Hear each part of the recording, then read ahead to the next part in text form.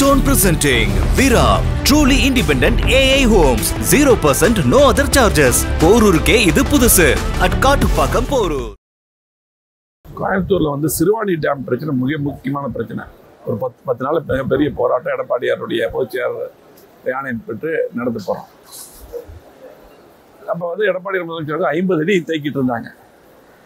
அதுக்கப்புறம் அந்த அங்கெல்லாம் பார்த்தீங்கன்னா நிலச்சரிவெல்லாம் ஏற்பட்டு கடுமையான மழையெல்லாம் வந்து கேரளா வந்தங்காட்டி 5 இது குறைச்சாங்க. அதுக்கப்புறம் அப்பவே நம்ம சொன்னோம் டேம் வந்து ஸ்ட்ராங்காக இருக்குது அப்படின்னு போட்டு. அப்போ வந்து 50 அடி தேக்கக்கூடிய இருந்தும் கூட கேரளா வந்து இருந்தாங்க. நம்ம அதுக்கப்புறம் திமுக வந்ததுக்கப்புறம் 40 அடி குறைச்சி நிறைய பக்கம் சிறுவாணி தண்ணியே போகிறதில்லை. அதே போல் மாவட்ட நிர்வாகம் சரி இந்த அரசாங்கம் கண்டுக்கிறது இல்லை. கோவை மாவட்ட மக்களுக்கு இன்றைக்கி மிகப்பெரிய ஒரு பிரச்சனையாக இருக்குது. 40 அடி தான், அதாவது 40 அடிக்கு மேலே 50 அடிக்குள்ள தான் அந்த அகலமாக வரும். தண்ணி ஸ்டோரேஜ் அதிகமாகும். நீங்கள் அந்த தண்ணி இல்லாமல் நிறைய பக்கம் சிறுவாணி தண்ணி கிட்டத்தட்ட ஒரு 50 வருடங்களாக போயிட்டு இருக்கிறதுல போகிறதில்ல. மக்கள் கண்டுக்கும் இதையெல்லாம் கண்டுக்கவே இல்லை. மாவட்ட நிர்வாகம் சரி இந்த அரசாங்கம் கண்டுக்கிறதே இல்லை.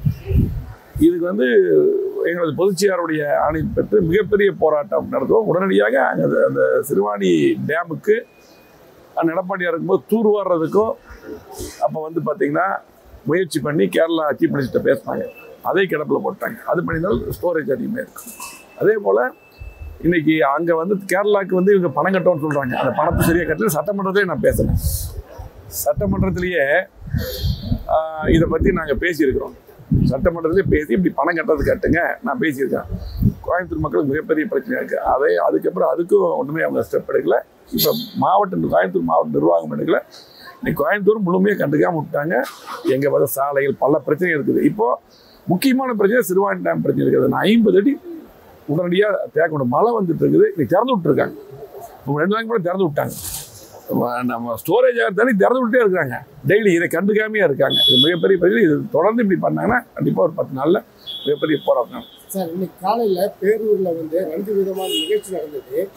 பேரூர் ஆதீனத்துடைய 100ஆண்டு விழாவில் கலந்து கொண்டது. தற்பொழுது RSS நிகழ்ச்சியில் அதிமுக கலந்து கொண்டதாக ஒரு பெரிய ஒரு விமர்சனம் இருந்திருக்கு. எப்படி பார்க்குறீங்க? நீங்களே கரெக்டாக இதுக்கு வந்து பதில் சொல்லிட்டீங்க. கேள்வியும் பதில் நீங்களே சொல்லிட்டீங்க. அந்த நிகழ்ச்சியை பொறுத்தளவுக்கு உங்களுக்கு வந்து நம்ம கோவை மாவட்டத்துக்கு மட்டுமல்ல நம்முடைய கொங்கு மண்டலத்துக்கு தமிழ்நாட்டுக்கு பெருமை சேர்க்கக்கூடிய நம்முடைய பேரூர் ஆதீனத்தின் அதாவது மகா சன்னிதானம் சாந்தலிங்க ராமசாமி அடிகளாருடைய 100ஆண்டு நிகழ்ச்சிக்கு எங்களுக்கு வந்து மருதாசல் அடிகளார் வந்து அழைப்பு விடுத்து அதை நடத்துகிறாங்க. இது வருஷம் அவங்களுடைய பிறந்த நாளில் போய் அவர் ஜீவ சமாதி அடைஞ்ச இடத்துல ஆசீர்வாதம் வாங்கிட்டு வர்றது வழக்கம். இதுக்கு தான் அழைப்பு. RSS நிகழ்ச்சி அது காலையிலேருந்து அங்கே நடந்துட்டு இருக்குது. அதுக்கு இந்த நிகழ்ச்சிக்கு அவருடைய இவர் RSS தலைவரை கூப்பிட்டுருக்காங்க மோகன் பாவத்தை. இந்த அடிகளார் நிகழ்ச்சிக்கு இன்வைட் பண்ணியிருக்காங்க. இந்த நிகழ்ச்சிக்கு RSS நிகழ்ச்சிக்கு எங்களையும் கூப்பிட மாட்டாங்க. நாங்களும் அது வந்து அது எப்பவுமே அது தனிப்பட்ட நிகழ்ச்சி. இந்த நிகழ்ச்சிக்காக எங்களை இன்வைட் பண்ணாங்க. அதாவது 100ஆண்டு விழா. அவர் வந்து கோயம்புத்தூர் தமிழ்நாட்டுக்குரிய நிறைய கோயில்களை கும்பாபிஷேகம் மட்டுமல்ல தமிழ் வளர்த்தது. தமிழ் கல்லூரி தான் அவர் வச்சிருக்காரு. அவர் நம்ம மாவட்டத்தில் இருக்கிற பெருமை. இது நானும் கூட ஒவ்வொரு தேர்தலில் போட்டியிடும் போது ஆசீர்வாதம் கவுண்டிங் போது கூட அவர்கிட்ட ஆசீர்வாதங்கள் அங்கே போயிட்டு தான் போவேன் மடத்துக்கு. இது நடந்தது மடத்தில் 100ஆண்டு அவருடைய இடத்துல 100ஆண்டு நிகழ்ச்சி நடந்தது.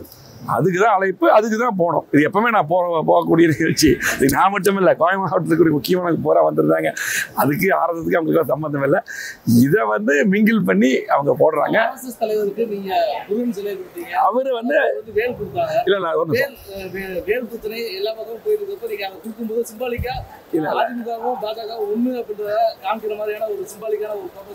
இல்லை புரியல. அதாவது அந்த நிகழ்ச்சிக்கு அதாவது அடிகளாருடைய நிகழ்ச்சிக்கு அவர் சீஃப் கெஸ்டாக வந்திருக்காரு.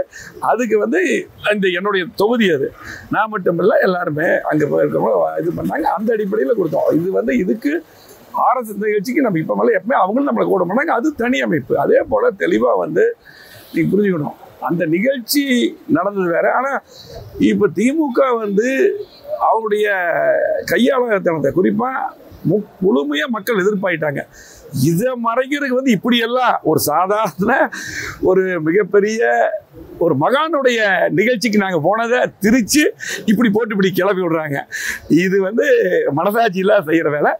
எங்களை பொறுத்தளவுக்கு தெளிவாக அந்த நிகழ்ச்சிக்கு இப்போ மட்டும் இல்லை, அந்த மடம் வந்து ஒரு புனித மடம். நாங்கள் எப்பவுமே போவோம். நான் மட்டும் இல்லை, அதை கலந்ததுக்கு போனால் எவ்வளோ முக்கியமானவங்களாம் வாரசுதாங்க. அத்தனை பேர், எத்தனை விஐபி கலந்துதாங்க, முக்கியமானவங்க கலந்துதாங்க, தன்னார்வ கலந்து எல்லாருமே அந்த நிகழ்ச்சிக்கு, அடிகளாரோட நிகழ்ச்சிக்கு வந்தவங்க தான். அதான் நடந்தது. இதை வந்து இப்படி கிளப்பிட்டு நீங்களே உங்களுக்கே புரியும், இப்போ வந்த பிரஸ் பத்திரிகையாளருக்கே புரியும். அது ஒரு பக்கம். சரி, கோயம்புத்தூரை பொறுத்தளவுக்கு எதுவுமே செய்யறதில்ல. இன்னைக்கு வந்து பாத்தீங்கன்னா திமுக எதுவுமே செய்யறதில்ல. இதெல்லாம் அவங்க வந்து கொஞ்சம் கேள்வி கேளுங்க. நீங்க வந்து ஒண்ணுமே இல்லாத சம்பந்தப்படுத்தி எல்லாம் போறீங்க, அதை கொஞ்சம் கேள்வி கேளுங்க. சொல்லுங்க. ஆர்எஸ் பாரதி ஒரு கருத்து சொல்லியிருக்காரு, அதாவது அண்ணாவின் ரத்தமா அல்லது பாஜகவின் பாசமா அதிமுக? அது இப்பதான் வரும்போது சொன்னாங்க. ஆர்எஸ் பாரதி இந்த சப்ஜெக்டை சொல்லியிருக்காரு. அதாவது ஆர்எஸ் பாரதி இதையும் இந்த முருகன் மாநாடு சொல்லியிருக்காரு, அதை பத்தி பேசியிருக்காரு, அண்ணாவின் ரத்தமாலாம் பேசியிருக்காரு.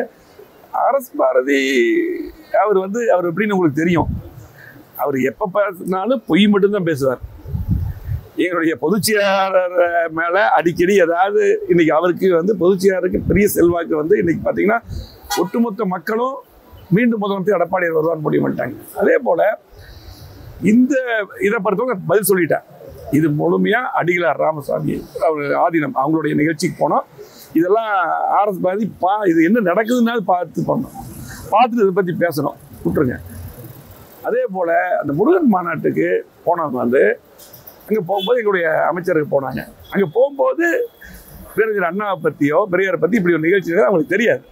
அழைப்பு கொடுக்குறாங்க. அங்கே இருக்க லோக்கல் முன்னாள் அமைச்சர்கள் ஒரு நிகழ்ச்சிக்கு போகிறாங்க. இது முருகன்கிறது வந்து இது அரசியலுக்கு அப்பாற்பட்டு அது மாநாடு. அது தெளிவாக சொல்லியிருந்தாங்க. இதுக்கு வந்து முருகன் எல்லாரும் வணங்கக்கூடிய கடவுள். இதுக்கு போனது ஒன்றும் தப்பு இல்லை. அதே போல் அந்த இது தெரியாது, அந்த சப்ஜெக்ட் தெரியாது. அதே போல் எங்களுடைய தலைவர்கள் உங்களுக்கெல்லாம் தெரியும். இன்னும் நீங்கள் பார்த்துக்க, ஆர்எஸ் பாரதி வந்து 1999 பிஜேபியோட கூட்டணி இருக்கும்போது அப்போ தெரியாதா? சென்ட்ரல் மினிஸ்டரில் இருந்தாங்க, அப்போ தெரியாது பிஜேபி பற்றி. அதே போல் 2001 வந்து சட்டமன்ற தேர்தல் கூட்டணி இருந்தாங்கல்ல, அப்போல்லாம் தெரியாது. அதை பற்றியெல்லாம் பேச மாட்டாங்க. அதே போல் பார்த்தீங்கன்னா 2024 முக்கியமான நாடாளுமன்ற தேர்தலில் அண்ணாவை பற்றி சில விமர்சனங்கள் பண்ணின காரணத்தினாலே எடப்பாடியார் துணிச்சலாக ஒரு தைரியமிக்க தலைவராக அப்போ எப்படி முடிவெடுத்தான்னு தெரியும். எங்களுடைய தலைவர்களை முன்னோர்களை பேசினா எப்போ ஒத்துக்க மாட்டோம். அதே போல பொதுச்செயலாளர் தெளிவாக சொல்லுவார், கூட்டணி வேற கொள்கை வேற. கொள்கையிலிருந்து எப்பவுமே எங்களுடைய தலைவர்கள் குறிப்பாக எடப்பாடியார் அவர்கள் கொள்கை எப்பொழுதும் விட்டு கொடுக்க மாட்டார், எந்த காலத்தையும் விட்டு கொடுக்க மாட்டார். முதல்ல தெரியும், சமீபத்தில் கூட பார்த்தீங்கன்னா அந்த இஸ்லாமியருக்காக அந்த வாக்கெடுப்பு வந்தது இல்லையா? ஆமாம், அந்த டைமில் உங்களுக்கு அதிமுக சம்மந்தப்பட்டவங்க எப்படி ஓட்டு போட்டாங்க? கூட்டணி இருந்தாலும் அப்படி தான் ஓட்டு போட்டாங்க. எதிர்த்தான ஓட்டு போட்டாங்க. தீர்மானம் வரும்பொழுது வக்போர்டு சட்டம் வரும்போது எதிர்த்து ஓட்டு போட்டாங்க. அதனால் கொள்கை வேறு, கூட்டணி வேறு.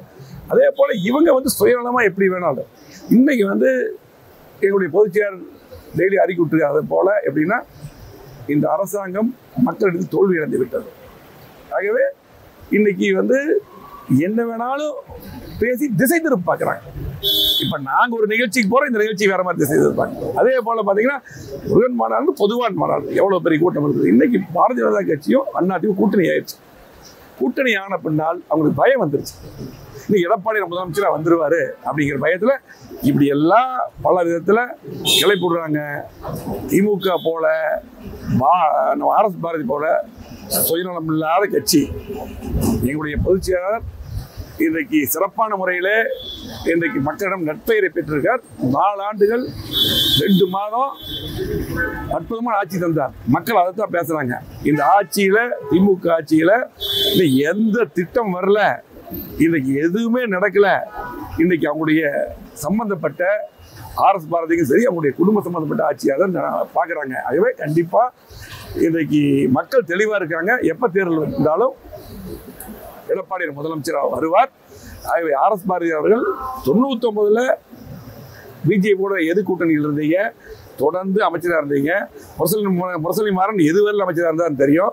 அதே போல் 2001 எது கூட்டணியில் இருந்தீங்க.